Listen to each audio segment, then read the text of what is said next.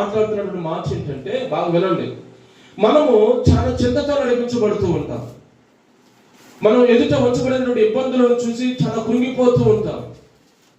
నా పరిస్థితులు ఇంతే, నేను ముందుకు సాగలేను, నా బ్రతికింతే, నేనేమి సాధించలేను అని నిరుత్సాహ స్థితిలో ఈ రోజు అనేకులు కూడా రాత్రింబగళ్ళు కష్టపడుతూ ఉండేటప్పటికీ కూడా ఏమండి విజయాన్ని చూడలేకపోతున్నారు.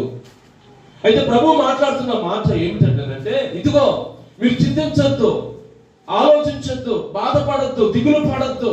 ఇదిగో అడవి గడ్డిని చూడండి, ఆకాశ పక్షులను చూడండి, ఇదిగో వాటిని పోషించుచున్నా నేను మిమ్మల్ని పోషించనా. దేవుని స్తోత్రం. హల్లెలూయా.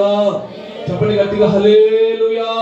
మిమ్మల్ని పోషిస్తాను, మిమ్మల్ని పోషిస్తాను. అయితే మీ ఎదుట ఉన్నటువంటి పరిస్థితులను చూసి మీరు భయపడొద్దు. మిమ్మల్ని పోషిస్తాను, మీకు తండ్రిగా, దేవుడిగా, యజమానుడిగా ఉండి మిమ్మల్ని నడిపిస్తాను. మీ ప్రతి